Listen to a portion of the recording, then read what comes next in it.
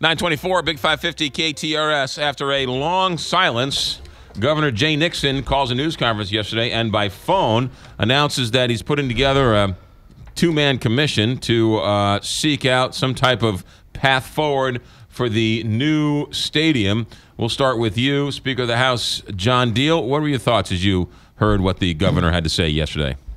Not really, frankly, have a whole lot of thoughts about it. I mean, I know Dave Peacock well, and I respect him. He's certainly has a good mind for these types of things. I know he has good connections at the NFL, but the governor really hasn't clued us in on anything. And I think all that announcement said is I'm appointing these two guys to look into it and make recommendations to us. It's interesting, Jane Duker, that the governor could have done this 6 months ago and just sent out a little news release saying, by the way, we're going to have an exploratory committee and they're going to work with me. And what was the reason the day after the election, and what was the reason for the big announcement to name these two guys? That was all the news. It didn't seem like it was worthy of a news conference. Yeah, I mean, I don't think it, I mean, I think he set out some parameters. I think he said, look, we want football in St. Louis, but we have to protect the taxpayers. So I think he at least told people sort of what his balance was going to be on this issue. But, the proof is always in the pudding. And the one question I would like to talk about is timing. I mean, what kind of timing are we working from? What are the parameters of that? I mean, there's a lot of I know a good questions. thing about timing is I just got my rear kicked in election, so let's talk about something else the next morning. That's kind of what it almost sounded like to me. I mean, yeah, so it'll be. I don't want to talk about what happened yesterday. I'm surprised Obama wasn't up there with him. Let's do a stadium bill. Yeah. So hold on a second here. So you're insinuating that was a last-minute plan for him to come out and make this announcement? I'm trying to be funny. I mean, I think there's no doubt he wanted to change the messaging and discussion yesterday. I would imagine of all the things he wanted to talk about, probably not the results on Tuesday. It is. I mean, it's the first time he's actually said anything about this Ram Stadium, but he's been in charge and asked for the lead on this for a year now. Well, I mean, I think people are, I understand it was the day after the election but people have been talking about this issue. I mean, the lease is coming up. I mean, it's timely. It's not like, in some ways, maybe the day was, maybe he was waiting for the elections to settle down. I don't think that's strange. But, people are asking. The NFL, I mean, there's a lot of press out there. There's a lot of discussion about what the NFL wants to do about L.A.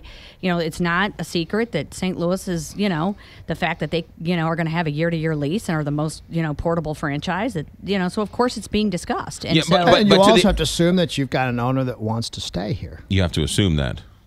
I don't know. That's a leap. I don't know how you can assume either. To make it happen, you have to assume that you have an owner that wants to stay here. So, you may be negotiating with nobody. Martin Kilcoyne brought up a good point last week. We don't know. Saying that why would a politician announce something after an election only to say the vote, if he would have done it beforehand, the voters have more information, right? Turns out he didn't say anything after the election anyway. But the more information, the better for a voter. And it just looks like he's trying to avoid keeping it as far away from an election as possible because he's insinuating on doing something that isn't going to be very, very voter, very popular. Very popular. Well, the only way this stadium is the stadium that the Rams would want to be built is with a boatload and maybe a stadium load of public dollars, and that's going to be a hard sell to this community. We had it before with the Cardinals and the new Busch Stadium. That kind of money is not coming from. They didn't give the Cardinals. That's what I'm saying. They didn't give any money to the Cardinals. A little bit. The state helped another way doing infrastructure, things they would do for any other development. That isn't going to cut it for the Rams Stadium, and so I think that's where the problem lies, is public dollars in that magnitude are not going to be spent on a billionaire toy. No, but I also think that everybody's been very clear that all the new stadiums being built are going to have NFL and, owner contributions. I mean, I don't think the days of MetLife Stadium was all paid for by the Jets and the Giants. Well, Jerry Jones' stadium was all paid for by Jerry Jones. He put $1 billion into that bad boy. So if that's the going rate, but if that's the going rate, Giant Stadium, Jets and Giant Stadium opened up in the worst of the I mean, if there's downturn. a city that would say, "Hey, we'll pay for everything," I think the discussion would be a lot But, different. if New York and Isn't Dallas LA isn't going to pay for those stadiums, why should St. Louis have to pay for their stadium? Well, I mean, I'm just saying. Yeah, There's yeah, no yeah. city out there saying, "Oh, here, come, we've Well, got I think everything isn't LA built for saying you." that? I mean, isn't that about what is being said in LA? They want the stadium so bad, and by the time you combine the various incentives that are available, I think they are saying that in LA. But they don't have it done. While we still have you, let me call you John. Speaking of the election results for the state overall, you picked up more Republican votes in your state house. Oh, absolutely. It's been actually, I think, quite remarkable on what's happened over the past 3 cycles. In 2009, we were at 88 members in the Missouri House. 2010, we went to 106. We thought that'd be as high as we'd ever go.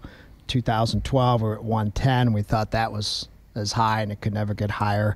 And Tuesday night, the voters elected 117 Republicans, and then one Democrat switched parties yesterday to put us up to 118. She won unopposed as a Democrat. Correct. And then switched parties the next day. Correct. So the voters scared her so much she turned Republican. I probably don't want to try this again. I mean, what's interesting, really, I think the tale of the election is just, it's a solidification of what we've seen going on in the state over the past 3 or 4 cycles. I mean, there are no legislative Democrats in southeast Missouri, in northeast Missouri, in northwest Missouri. There's only one in southwest Missouri. The Republicans won every legislative seat in Jefferson County except for one. So if you go from basically South St. Louis County all the way to Arkansas, there's only one Democrat. Okay, and if you go from Kansas City all the way, same thing. There's only one Democrat, and so you're just seeing a solidification of rural Democrats just being pushed. Jane, where are the Democrats in this state? I mean, primarily in the urban areas, and so this is going to be an interesting time because now the House and the Senate can overrule the governor, override a veto without a single Democratic vote, with room to spare. And so we have and the voters. Overwhelmingly approved our constitutional measure to give us more authority over the withholds done by the governor. So if you recall, we've talked about this on the show many times, that the governor has tended to use his withhold power to, let's say, leverage certain other things that he wants and to scare groups, principally education groups, over the interim when we're not in session. Well, what Amendment 10 did is give us the authority and the ability to override his withholds. It's like a line item veto, right? Money. More or less. It's almost like overriding it's turning it into a veto, and yeah. That's going to be. I mean, having supervised the budget, that's a very scary proposition that we're going to put the ability of the state to pay its bills in the hands of elected officials who actually build the budget. In the hands of a legislature. That's scary. In the hands of because all the governors can make those decisions. I mean, that's the other thing is they only can do that in session. And so, if you get to a point at the end of the year and you don't have, and they override withholds and you don't have enough to pay the bills, you don't have enough to pay the bills. I mean, so then you have to call a special session in order. So, I mean, the idea of being able to control the rate of spending, I think probably we're not going to run into this issue unless and until the governor continues to use the budget as a weapon. I think if there's a legitimate reason to withhold and he comes down and explains why that is, why it's a cash flow problem, I think we would probably respect that. But when he uses the withhold power to punish people who don't agree with him or support his other legislative priorities, I would expect that we'll exercise our constitutional rights. That's John Deal, Jay Kanzler, Jane Duker. Back in a moment. The board meeting continues. Ferguson protesters sent a list of demands to everybody. We'll talk about that coming up next. Big 5.